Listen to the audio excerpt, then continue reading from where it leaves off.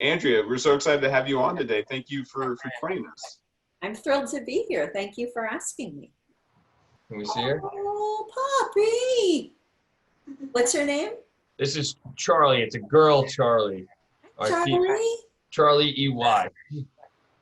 Charlie? Oh, she's adorable. That's a cute puppy you got there, buddy. Yeah. So, I figured I'm not using any time on video conferences or anything these days, so I might as well get a puppy because I have so much time. He's a cutie. That's awesome. I can see the smile on your face too, John. You're a happy man with your little doggy. She's great. Yeah, it's I thought I was going to be really just because we are on so many calls and things, and there has been times where I've had to mute myself on conference calls because she's yapping to get out in the background, but she's great. She's really awesome. I think that's been the fun of all of this, is getting to see into people's lives. That's the thing I've really enjoyed, because you just don't ever get to do that. Yeah, we're actually launching so many new products right now that where this afternoon we're doing a sales team kind of happy hour together via video conference call, because we spent so many hours video conferencing for serious things. So it's a nice change of pace we're gonna be doing. So, Andrea, you were telling me before that that you have some Zoom happy hours lined up this afternoon. Yeah, well, my office does one at 4:30 every Friday, and it's just a chance to, say hello. We actually did one with a farm where we had goats, and the pig hit herself under hay, but we had goats and a cow, and I forget what else we had in there, but they came and visited us for our happy hour. We learned a bit about the farm, and it was pretty cool.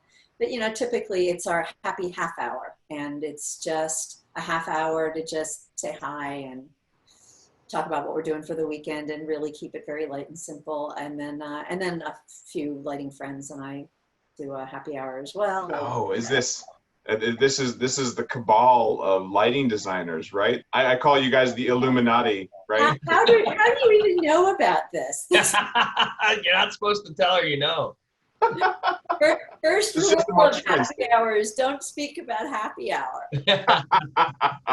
I would love to do coffee talk with all of you guys. I want to see you all in hoods and chanting while you drink. That would be hysterical, and please don't do that. But they've been kind of a really nice support group. Through the whole PPP thing, it took me a lot longer than most to get mine. It was stressful, and it was nice to have a group of sort of peers to have to sort of talk to. So that was a good thing. Andrea, how did that start, if you don't mind me asking? I think it's so cool. Somebody sent me an invite, and we just, it was like, we should do a Zoom happy hour, and everybody brings their cocktail or their whatever, and sometimes we're outside, sometimes we're inside, and it's another opportunity to meet people's kids or say hi to people's kids and just see people's lives, and it's really quite lovely. Yeah, my family, we reconnected with people we used to go on vacation with 10 years ago, and that was something it took a pandemic, I guess, for everyone to get on, which we totally had this capability for a while, but we all reconnected. It was actually pretty nice. So it's great. It's cool to hear that you have, people from all around connecting. So yeah, I think so too. Without being able to go to conferences and lighting shows and do the networking that we do throughout the year, we're finding ways to do that, and I think it's pretty critical. And to get in into it a bit, you always run the dinner, the big dinner. And it's so important for the industry and for the students. Can you tell us a little bit about how it's being handled, how it might be handled in the future, anything you know? So by you're talking about the IALD and the IALD Education Trust, because while I have good organizational skills, they do not go to those kinds of levels. The IALD runs the actual awards component, and in the past, the Education Trust has benefited and put a good bit of time into the Education Trust benefit dinner. This year, because we aren't able to meet in person, there will be a visual video awards, because the awards that the IALD gives, in my opinion, are the creme de la creme. I mean, I was the awards chair for a few years, and I cannot speak highly enough about that program. Blind judging, everything about it is just very well done, down to now how you have to apply. There have been, you know, new looks, fresh looks at it. There's a poster that has to be created. The essays and descriptions follow track with the CLD 7 domains, and I think that's a stroke of brilliance, even though when I did it the first time I may have uttered a few curse words, but truthfully I think it's very, very smart, and I think it is just an excellent program. So I'm glad to see that people will have the benefit of tuning in on their computers and seeing really the very best that lighting designers add to the built and living environments. And I encourage anybody who feels the same as I do to pull out that checkbook and make a donation. Do you see the awards for next year being impacted by what's happening this year? Truthfully, I wish I had that crystal ball. I would be playing the stock market a lot more. You know, it's really hard to say. And, you know, as an IALD board member, I feel the IALD is going to make the very best decisions they can, you know, for upholding the mission of the IALD. And I would hope that the awards figure very prominently into that, because it's a great way to keep the lighting design profession front and center. I guess you probably have a terrific perspective on what's been happening in this industry and how different people have been reacting to the situation. Can you tell us a bit about how your firm has been responding to this? For those who don't know a whole lot about my firm, we are a distributed model. I used to say remote model, and now I've learned to say distributed model, because we are distributed across from Boston all the way down to Atlanta. But we're not remote. In fact, we talk every day. We are on Slack calls and go-to calls, and you know,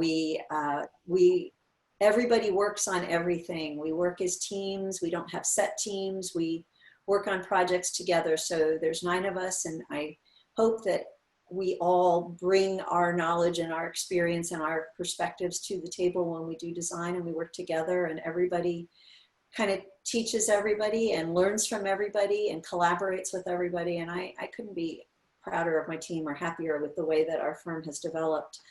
So all of that is to say that we were maybe more ready for this than some, only because we weren't in brick and mortar. You know, we were already working at a distance geographically from one another.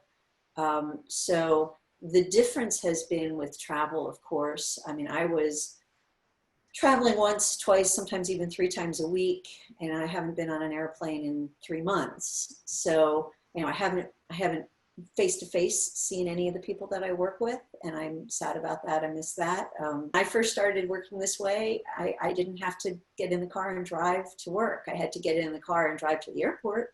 But, you know, it did find a couple hours a day. And I think when you get used to that, that's a hard thing to give up if you haven't experienced it before. On the other hand, I think a lot of people are missing that one-on-one interaction, you know, being able to hug people and shake hands. And, you know, it's just, it's you only getting the body language from here up is not the same as being in a room with somebody and seeing them fidgeting at the table and, you know, all the things that people do that make them so human.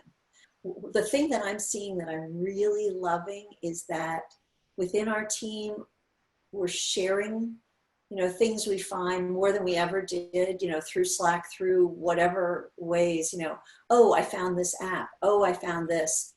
Oh, you know, I think that maybe it would be good to talk about Revit in this way. How about I do an hour lunch on Wednesday? People are they're just doing that. It's not me going, hey guys, I think we need to talk about Revit. it's organically happening, and I am thrilled. You know, I think it's something that hopefully we will take with us and continue. Yeah, I think it's funny that you had said it where you've been doing it for a while, and now I think it's becoming seamlessly kind of integrated. Like I had a call 2 days ago where it was a designer out of Boston wanted to, go over one of our products, and normally it'd be, okay, when can you get to Boston? We really need you here. And it was like, hey, what about tomorrow morning? We could go set up a go-to, and I could do it right through video. And it was just totally normal now for everyone to do that instead. And so I think, some of it's going to, of course, and like you said, people are going to really, it's not so bad working from home. So although I do miss the travel, and that's, it's kind of why we started these coffee talks, because we didn't want to be pitching necessarily products. It's what we had looked at is when we travel and we're in, like, at your office or talking with you, and before we start talking about, business, it's what's going on with IALD, what's, hey, I got a new dog, all that stuff is kind of gone because everyone's logging on and going right to the meeting, the business end of things, because you're not in the room together talking casually. So it's pretty interesting that you brought that up. Well, that's the one thing I hear maybe more than anything from, at least the folks in the industry that I kind of hang out with and talk to. Everybody is saying, I miss the travel, for different reasons. I miss it because I miss getting to see my team members. I miss going out to eat with them at night and sharing a bottle of wine, and, just having that breath of relaxation and yeah, the bonding, the whatever, That's same thing. Me and Finn both travel a ton, and my friends, in New York are like, don't you get sick of it? And we have a great agency network. We have great clients that we're close with, and it's, I feel like what we've set up is if you're traveling and you feel like you're seeing your friends while doing some business, it's not a bad job to do.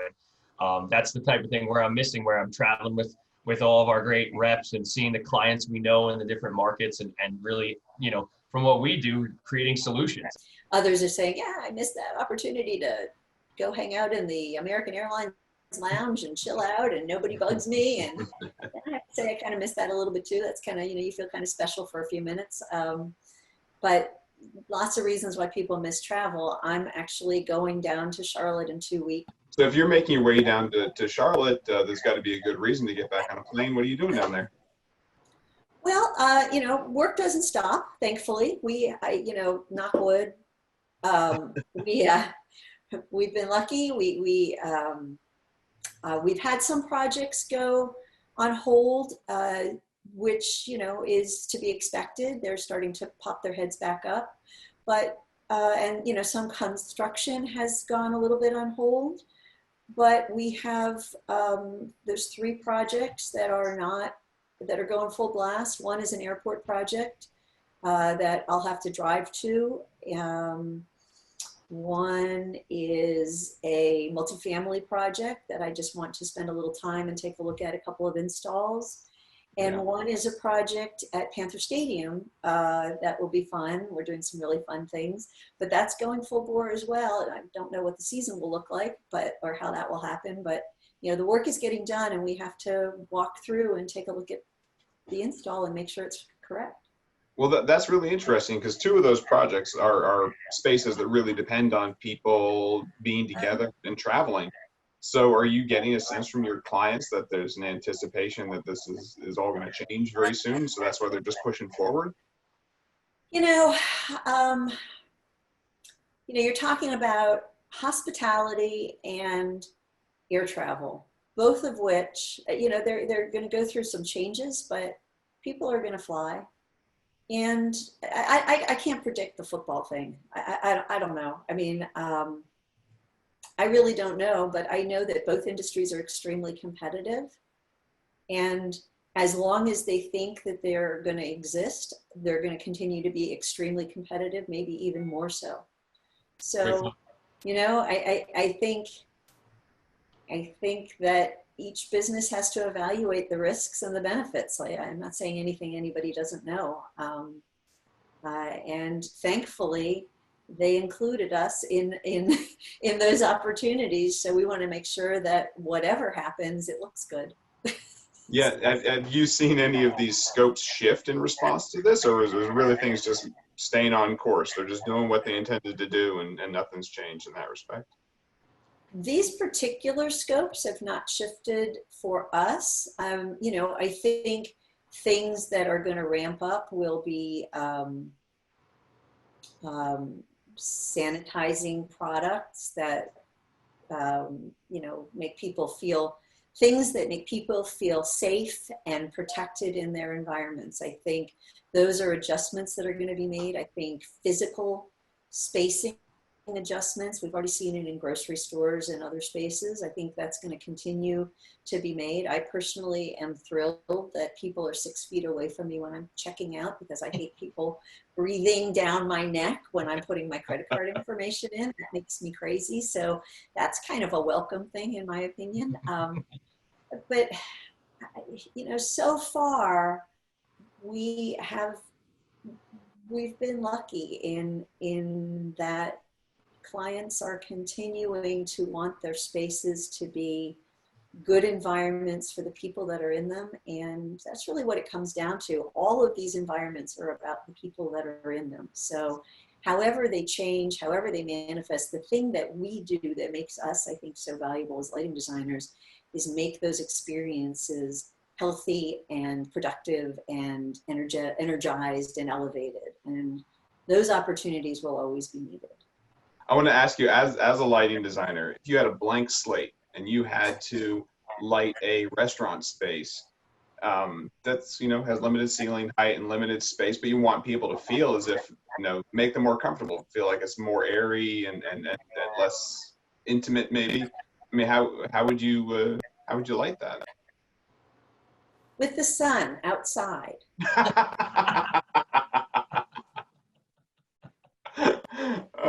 That was good. Then you're gonna be out of work, Andrea. Come on. Yeah, I can't compete. That's one thing I can't compete with. You know what? That's the, you know, it's the funny thing. You say that, you know, the restaurant experience light and airy. That's not always why I go to a restaurant. So, you know, I think again, it's we want all of these spaces to meet the needs of the clientele. If open and airy is the need, obviously it's an architectural situation as well as a lighting situation. It's finishes and it's surfaces and it's, you know, lots of fenestration and all of that, you know, just to put light on the walls ain't gonna get us there. That you know, I mean, it's a team effort. It always has been, it always will be. It's a whole design effort, all the different disciplines coming together. Yeah, that's really interesting. That's true. You know, lighting, we're not just in a box. We're not isolated. We're part of the whole solution. But given a good box, I'll light the hell out of it. That's awesome.